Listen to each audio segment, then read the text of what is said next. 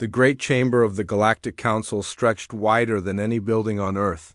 Daniel Wright stood, alone in the center of the massive room, while thousands of alien beings looked down at him from their seats. The human ambassador kept his face calm even though his heart was beating fast. He had known this day would come for months now, but that did not make it any easier. The Zephyrian Prime Minister rose from his golden throne at the highest point of the chamber. His blue skin seemed to glow under the bright lights as he opened his mouth to speak. When the words came out, they hit Daniel like physical blows. The Galactic Council has reached its final decision regarding the human species and their homeworld known as Earth, the Prime Minister said in his deep voice. After careful consideration of all evidence presented, we find that humanity cannot be allowed to remain part of civilized galactic society. Daniel felt his hands clench into fists, but he forced them to stay at his sides. Behind him in the observation area, he could see Captain Lisa Morgan watching through the thick glass. Her face was tight with anger, and Daniel knew she was thinking the same thing he was. This was not justice, but politics. The charges against humanity are as follows, the Prime Minister continued. Aggressive expansion into territories claimed by other species. Refusal to limit population growth according to Council guidelines. Maintenance of military forces far beyond what is necessary for defense.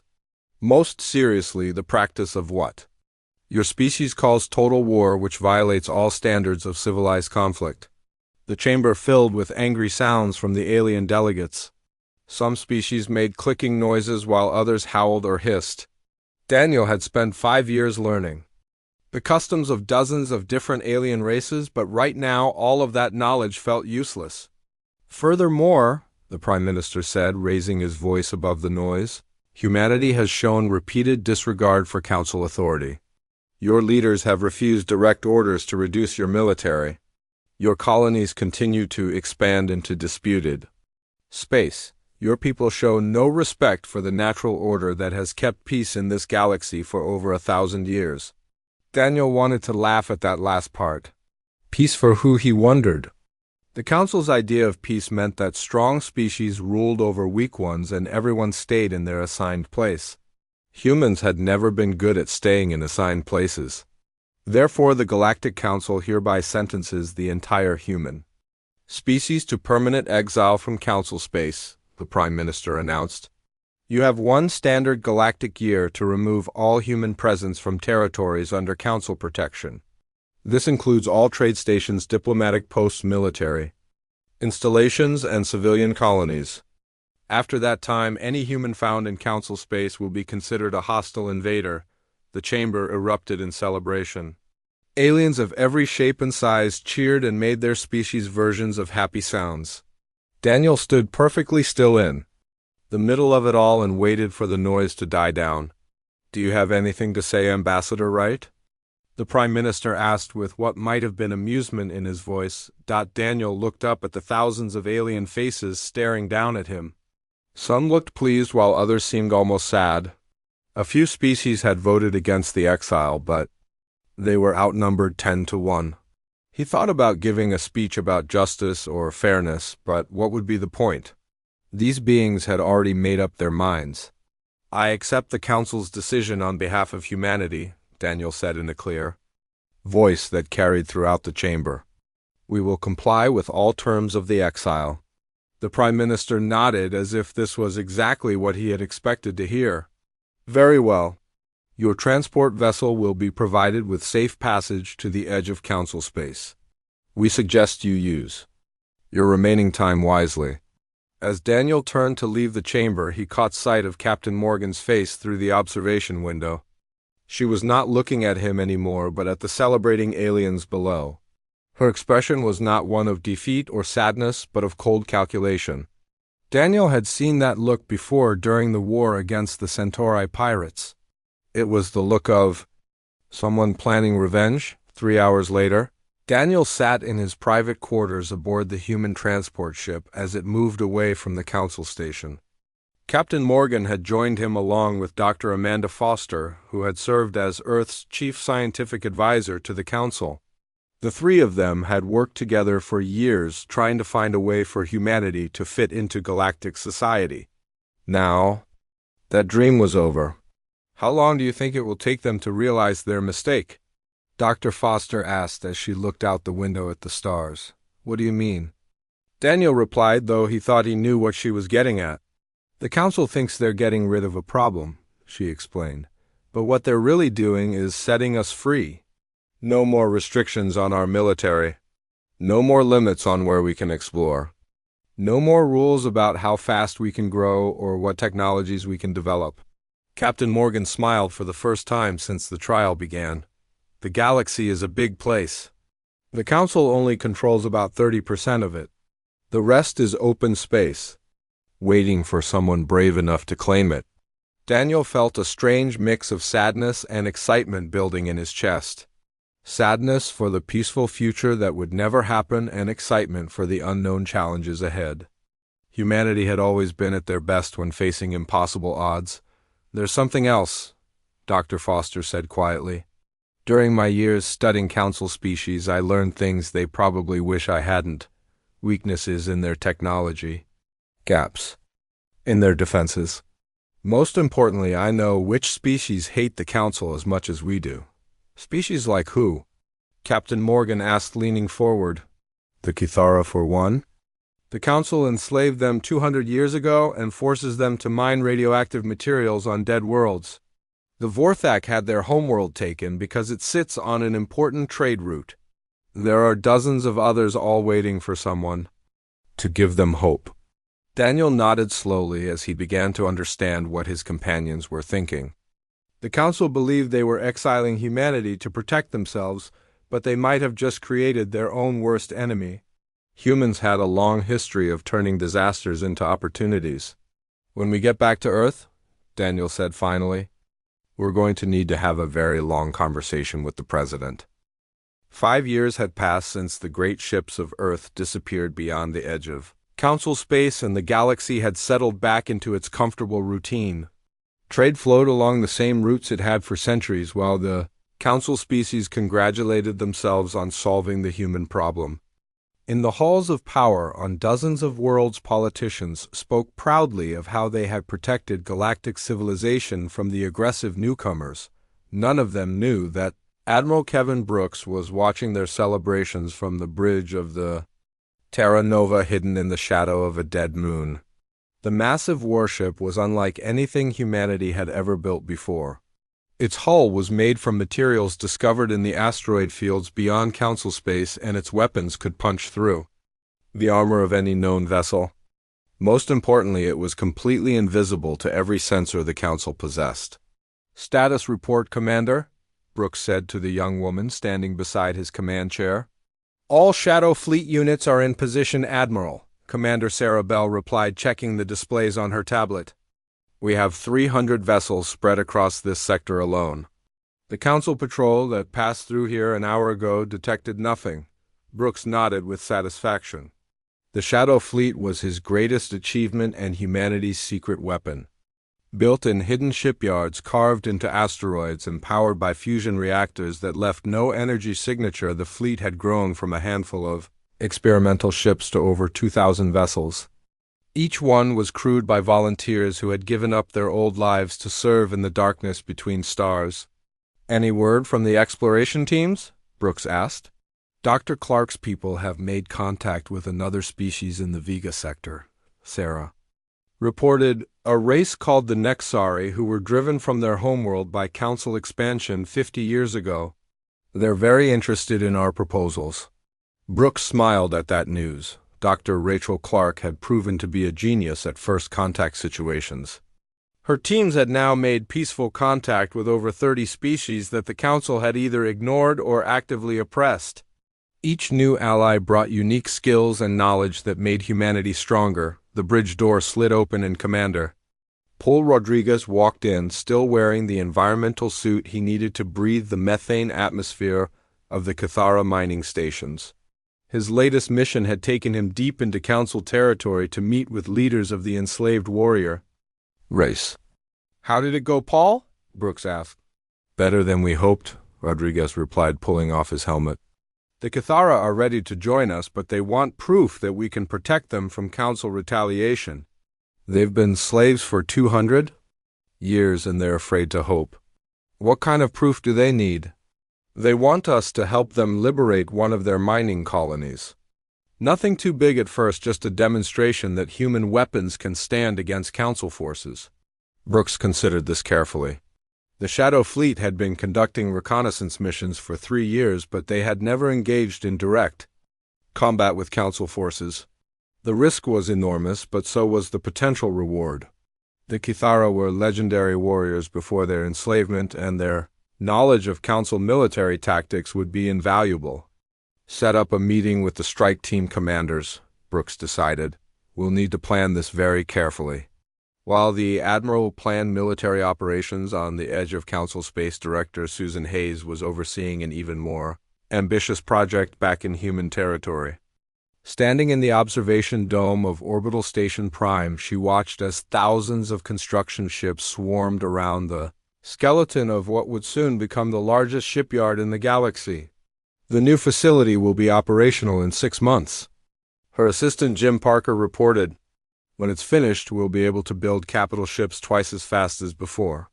Susan nodded, but her attention was focused on the planet below.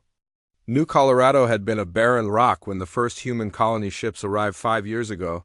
Now it was a garden world with cities that housed millions of people and factories that produced everything from computer chips to fusion reactors. Humanity's greatest strength had always been their ability to adapt and build. What's the status on the other projects? She asked. The terraforming of New Texas is ahead of schedule, Jim replied, reading from his tablet. The atmospheric processors are working perfectly, and we should be ready for the first wave of colonists next year. New California is having some problems with the soil chemistry, but Dr. Peterson thinks she can fix it. Susan smiled at the mention of Dr. Peterson. The brilliant scientist had developed revolutionary techniques for turning dead worlds into perfect homes for human colonization. What once took centuries could now be accomplished in just a few years. And the recruitment numbers? Beyond our wildest projections, Jim said with obvious excitement. Word is spreading through the outer colonies about our expansion program. Millions of people want to join the Commonwealth. We're having to turn volunteers away. That was the most amazing part of humanity's transformation. The exile that was supposed to destroy them had instead united them in a way nothing else could. People who had never gotten along on Earth were now working together to build something greater than any of them could have imagined alone. A soft chime indicated an incoming message from the exploration fleets. Susan activated the holographic display, and the image of Captain Helen Murphy appeared in front of her. The veteran explorer looked tired but excited. Director Hayes, Murphy said with a wide grin, you're not going to believe what we found in the Centauri cluster. Try me, Captain. An entire civilization that the Council wrote off as primitive because they don't use faster than light travel. Turns out they've been building generation ships for the past 1,000 years, and they know more about long-range navigation than anyone in the galaxy. They call themselves the Wanderers, and they hate the Council for calling them backwards. Susan felt her pulse quicken. The Wanderers sounded like exactly the kind of allies humanity needed. A people who understood the value of patience and long-term planning. Are they interested in joining the Commonwealth? Susan asked. Very interested, Murphy replied. Their leaders want to meet with our diplomats as soon as possible. They're offering to share their navigation technology in exchange for protection from Council interference. Approved. Set up the meeting and send them our standard alliance proposal. As Murphy's image faded, Susan turned back to look at the shipyard. Construction below. 5 years ago, humanity had been a single species struggling to find their place in a hostile galaxy. Now they were the core of a growing alliance that included dozens of races, united by their desire for freedom and self-determination. The Council thought they had solved their human problem by forcing Earth into exile. Instead, they had created something far more dangerous than aggressive humans. They had created humans with nothing left to lose and everything to gain. The Shadow Fleet grew stronger every day while new colonies spread across unexplored regions. of the galaxy, most importantly humanity, was no longer alone. Every species that joined the Commonwealth brought new ideas and new capabilities. The Kithara offered military expertise while the Vorthak provided advanced engineering knowledge. The Nexari had developed cloaking technology that made Council sensors useless, and the Wanderers knew secret routes through space that could move fleets undetected across vast distances. "Jim," Susan said quietly as she watched another transport ship land on New Colorado's surface, carrying thousands of new colonists. "Yes, Director? Send a message to Admiral Brooks. Tell him the Commonwealth is ready for the next phase of operations."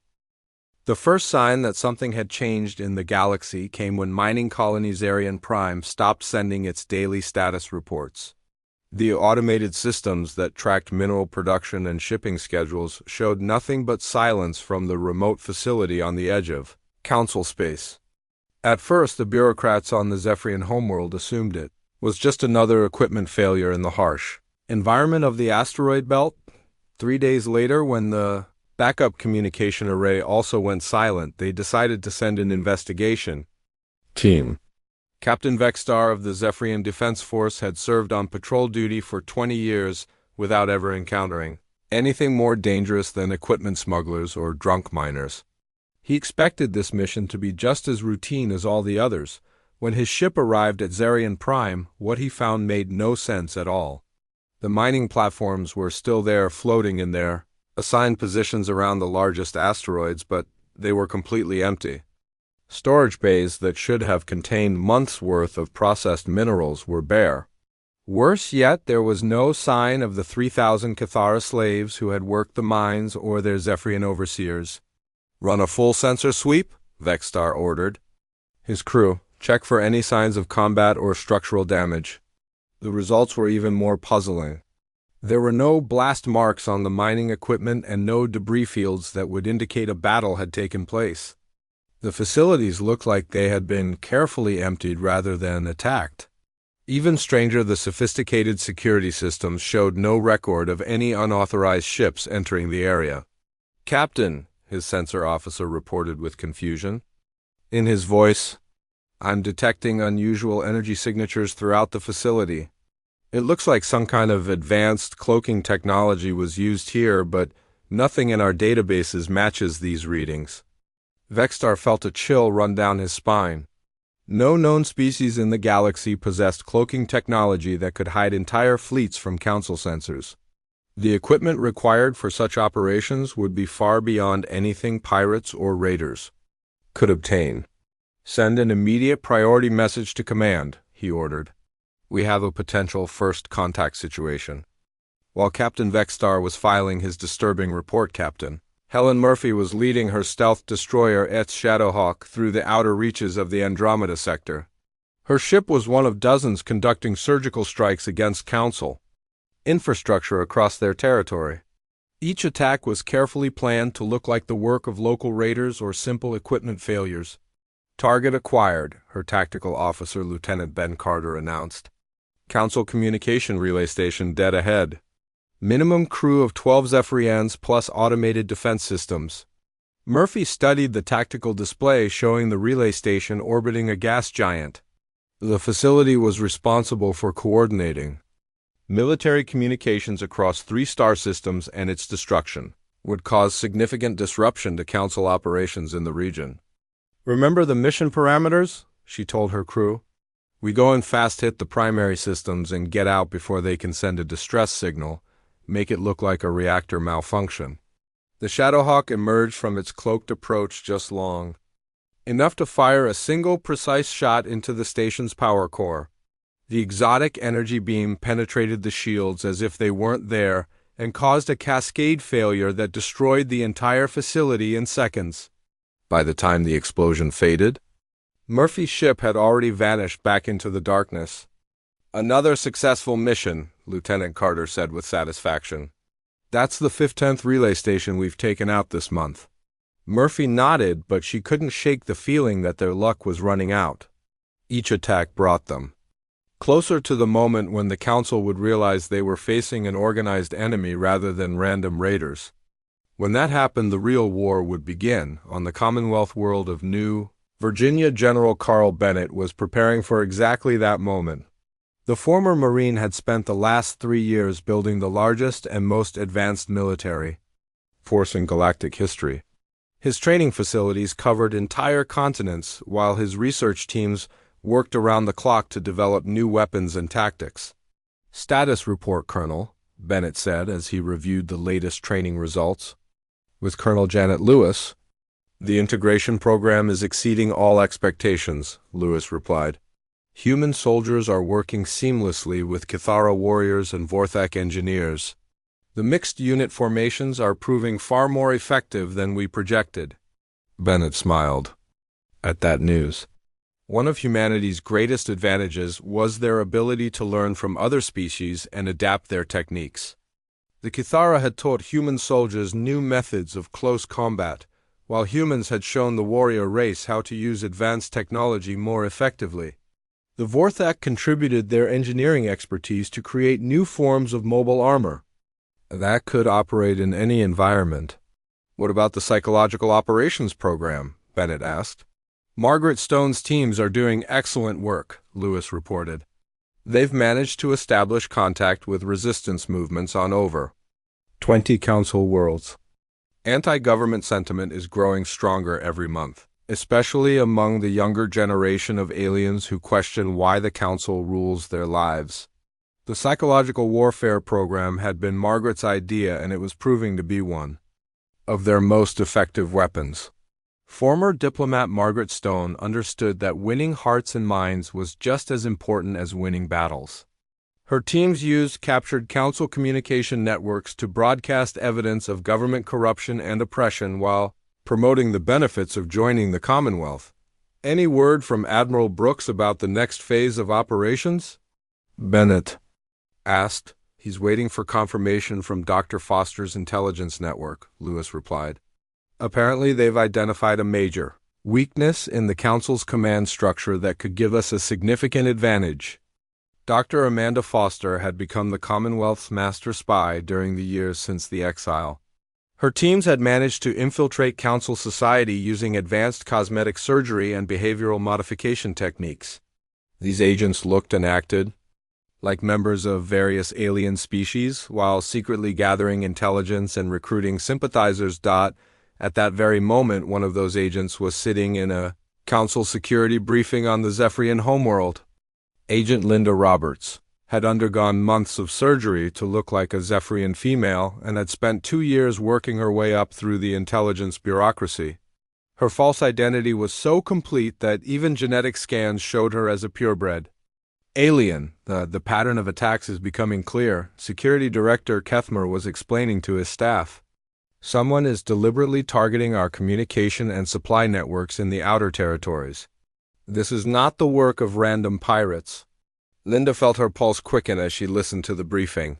The Council was finally beginning to understand the scope of the threat they faced, but they still had no idea who was responsible. "Do we have any theories about the identity of these attackers?" one of the other officers asked. "Several possibilities," Kethmore replied. "It could be a previously unknown species from beyond our borders. Some of our scientists believe the energy signatures indicate technology that's at least 50 years ahead of our own capabilities." Linda had to work hard to keep her expression neutral. The Council's technology was indeed 50 years behind Commonwealth standards, thanks to the rapid advancement that had occurred during humanity's exile. What had started as a punishment had become a blessing in disguise. "What are our response options?" another officer asked. "Admiral Korvash is assembling a task force to patrol the outer systems," Kethmer announced. "We're also increasing security at all critical facilities and implementing new communication protocols. If these attackers want to fight, they'll get 1. Linda made careful mental notes of everything she heard. This intelligence would be invaluable to Admiral Brooks as he planned the next phase of Commonwealth operations. The Council was preparing for war, but they were preparing to fight an enemy they didn't understand, using tactics that were already obsolete. As the briefing ended, Linda quietly slipped out of the conference room and made her way to a secure communication point. Within hours, her report would reach Commonwealth Command and help shape the strategy that would determine the fate of the galaxy. The Council believed they were dealing with mysterious raiders who could be defeated through conventional military responses. They had no idea that their greatest nightmare had already come true. Humanity had not only survived their exile, but had built an empire that was preparing to challenge Council dominance across the galaxy. The age of Council supremacy was coming to an end, and a new chapter in galactic history was about to begin. The truth came out in the most unexpected way possible when Commonwealth frigate ETS Ranger suffered a catastrophic engine failure while conducting a reconnaissance mission near the Council border world of Tethys Prime. Captain Mike Torres had no choice but to make an emergency landing on the planet's surface, knowing that discovery would expose humanity's secret operations to the entire galaxy. The crash site was surrounded within hours by Zephyrian security forces expecting to find pirates or smugglers. What they discovered instead sent shockwaves throughout Council space. The wreckage contained not only human survivors but also Cathara commandos and Vorthek engineers, all wearing the same uniforms and fighting side by side. Commander Veltar of the Planetary Defense Force stared in disbelief at the prisoners his troops had captured. 3 different species working together as equals was something the Council had always claimed was impossible. Even more disturbing was the advanced technology scattered around the crash site.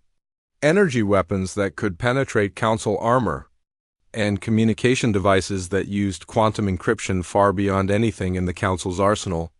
Impossible, Veltar muttered as he examined a damaged Commonwealth datapad. The humans were exiled 5 years ago. How could they have developed this level of technology? The answer to that question would soon become clear to the entire galaxy. Within hours of the crash, news of the discovery was spreading through Council space faster than their fastest ships. The mysterious attackers who had been striking at Council facilities for months were not unknown aliens from beyond the rim, but the very humans the Council had thought they eliminated as a threat.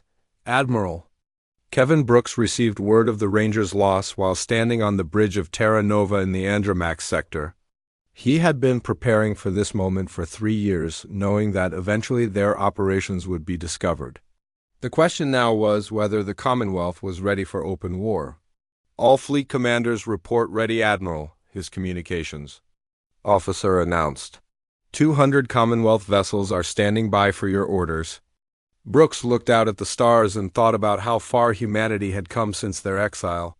The Shadow Fleet had grown into a massive armada while their alien allies had contributed hundreds of additional ships.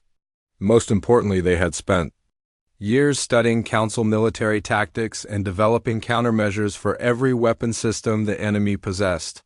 Send the message, Brooks ordered. Operation Revelation begins now.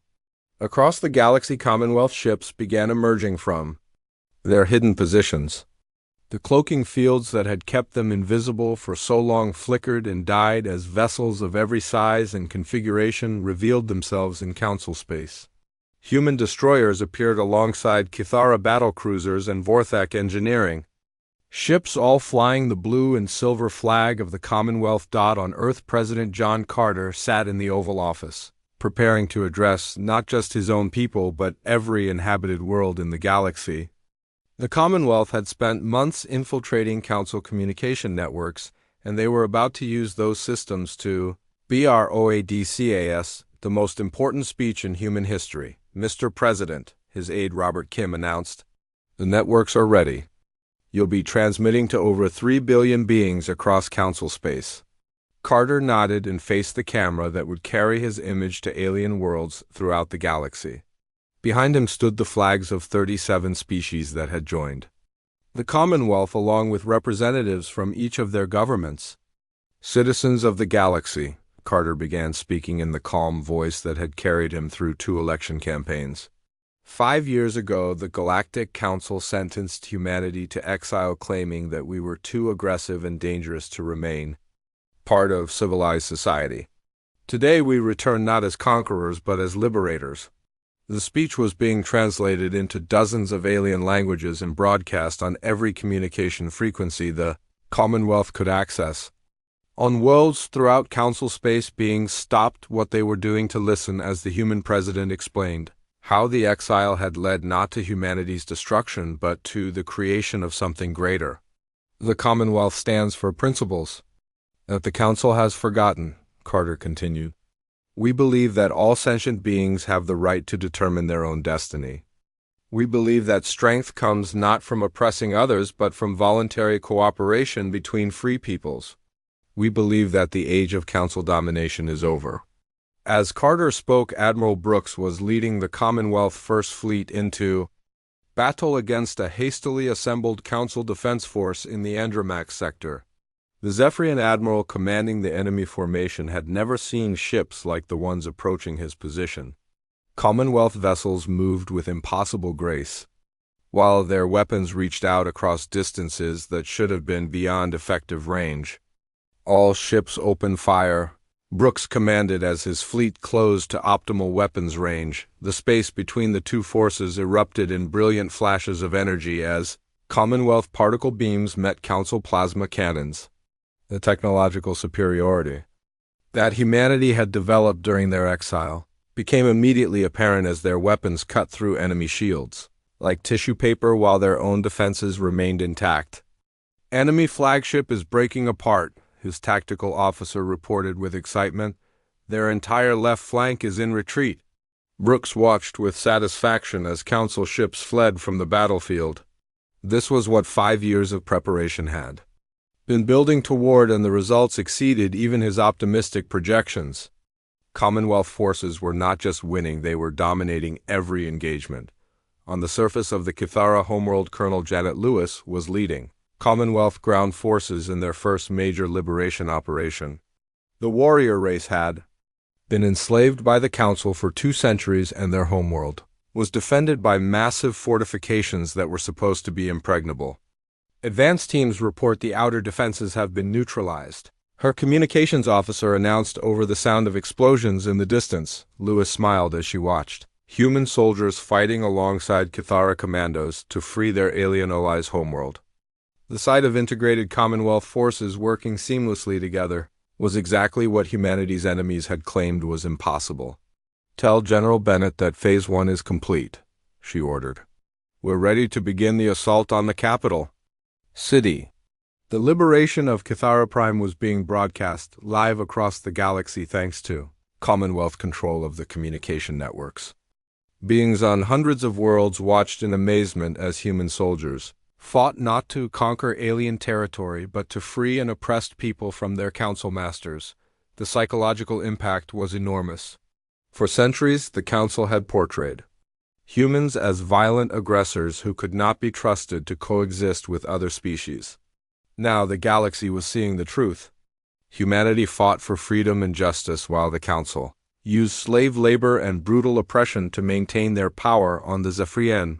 Homeworld Security Director Kethmer watched the broadcasts with growing horror. The carefully constructed image of Council benevolence was crumbling before his eyes as the Commonwealth revealed evidence of atrocities that had been hidden for generations. How did they get access to our classified files? He demanded of his staff. Unknown, sir, his aide replied nervously. They seem to have infiltrated our networks at every level. Some of this information came from archives that were supposed to be completely secure. Kethmore felt sick as he realized the implications. If the Commonwealth had access to classified Council records, they would know about every dirty secret, every cover-up, and every act of oppression that had been used to maintain galactic order. Decades of propaganda were being undone in a matter of hours. What are our military options? He asked. Admiral Korvash reports that our fleets are falling back on all fronts, the aide replied reluctantly. The enemy's technological advantage is greater than we anticipated. He's requesting permission to use forbidden weapons. Kethmore considered this for a moment. The Council maintained stockpiles of biological and chemical weapons that were banned by their own laws but had been secretly developed for use against rebellious populations. Using such weapons against the Commonwealth would be an admission that the Council's normal military forces were inadequate. Denied, he said finally. If we resort to forbidden weapons, we'll only prove that everything the Commonwealth is saying about us is true. As the war spread across the galaxy, public opinion within Council space began to shift dramatically. Civilian populations who had never questioned their government's benevolence found themselves confronted with undeniable evidence of Council atrocities. The liberation of enslaved species like the Kithara and the Vorthak proved that the Commonwealth's claims of fighting for freedom were genuine. World after world began to declare neutrality in the conflict, while others openly announced their intention to join the Commonwealth. The Galactic Council that had ruled for over 1,000 years was watching its empire collapse not through military defeat alone, but through the voluntary defection of its own member species. The Revelation War had begun with a single, damaged ship making an emergency landing. It was ending with the birth of a new galactic civilization built on principles that the old order had never understood. 2 years after the first Commonwealth ships revealed themselves to the galaxy, the war was finally coming to an end. Admiral Kevin Brooks stood on the observation deck of Terra Nova, watching as the last Council stronghold in the Centaurus sector prepared to surrender. The massive space fortress that had once been the symbol of Zephyrian military might was now surrounded by over 500 Commonwealth vessels representing dozens of species united under the banner of freedom. "Admiral," Captain Lisa Morgan said as she joined him at the viewport, "the fortress commander is requesting terms for surrender." Brooks nodded slowly. Captain Morgan had been promoted to serve as his chief of staff after her excellent work coordinating Commonwealth intelligence operations. Her knowledge of Council politics had proven invaluable during the long campaign to liberate their territory. "What are they offering?" Brooks asked. "Complete evacuation of all Council forces from the sector in exchange for safe passage to their remaining territory," Morgan replied. "They're also willing to turn over their classified military databases and surrender all remaining Kithara slaves in the region." The mention of slaves made Brooks's jaw tighten with anger. Even after 2 years of war, the Council was still using forced labor on their remaining worlds. The liberation of these oppressed beings would be one of the most satisfying victories of the entire campaign. "Accepted," he said. "But make it clear that any Council forces found in Commonwealth space after the evacuation period will be considered hostile." As Brooks negotiated the surrender of the last major Council military installation, Director Susan Hayes was working to establish the new government that would replace the old Galactic Order. The Commonwealth had grown far beyond what anyone had imagined during the early days of humanity's exile. Over 300 species had joined the alliance, while dozens more had declared neutrality and were considering membership. "The Constitutional Convention is ready to begin," her assistant Jim Parker announced as he entered her office on Commonwealth Station. "Representatives from all member species have arrived." Susan felt a mixture of excitement and nervousness as she prepared for the most important political event in galactic history. The Commonwealth had been held together during the war by the need to defeat a common enemy, but now they needed to create a lasting government that could serve the needs of hundreds of different species. "Any last-minute problems?" she asked. "The Nexari delegation is still concerned about voting procedures," Jim replied. "They want to make sure that smaller species won't be overwhelmed by larger ones. The Wanderers are asking for special consideration for their mobile populations." These were exactly the kinds of challenges Susan had expected. Creating a democratic government that could represent beings as different as humans and the gas-breathing ethereals was never going to be easy. The key was finding a balance between efficiency and representation that would satisfy everyone. "Schedule individual meetings with each delegation head," she decided. "We need to address their concerns before the formal sessions begin." Meanwhile, on Earth, President John Carter was preparing for his own historic moment. The man who had led humanity through the darkest period in their history was about to sign the document that would transform the Commonwealth from a wartime alliance into a permanent galactic government. "Mr. President," his aide Robert Kim announced, "the Galactic Concordat is ready for your signature." Carter looked down at the thick document that represented months of careful negotiation between hundreds of different species. The Concordat established the basic principles that would govern the new galactic civilization: individual liberty for all sentient beings, cultural diversity as a source of strength rather than division, democratic representation based on population and contribution rather than military power. Most importantly, the Concordat included provisions that would prevent any single species from dominating the others. Humanity might have founded the Commonwealth, but they would not rule it like the Council had ruled their empire. "This is a good day for the galaxy," Carter said as he signed his name to the historic document. The signing ceremony was being broadcast. "Live to every Commonwealth world and even to some remaining Council territories." Beings across the galaxy watched as representatives from 300 species added their names to the agreement that would guide their shared future. As Carter finished signing the Concordat, Dr. Amanda Foster was standing in the ruins of the old council chambers where humanity had been sentenced to exile 7 years earlier. The massive building had been abandoned when the Zephyrian government fled their homeworld, and was now being converted into a museum dedicated to the victims of council oppression. "It's hard to believe this is where it all started," she said to Daniel Wright, who had returned to serve as the Commonwealth's first Secretary of Interspecies Affairs. "Sometimes I wonder what would have happened if the council had just left us alone," Daniel replied as he looked around the empty chamber where he had once stood trial. "We'd probably still be struggling to fit into their system," Foster answered. "The exile was the best thing that ever happened to us, even though it didn't feel like it at the time." The irony was not lost on either of them. The Council's attempt to eliminate the human threat had instead created something far more dangerous to their authoritarian system: a galaxy where species cooperated as equals rather than submitting to the rule of their betters. "Any word from the remaining Council territories?" Daniel asked. "Intelligence reports suggest that several more worlds are preparing to defect," Foster replied. "The Zephyrian government in exile only controls about a dozen systems now, and their support is crumbling every day."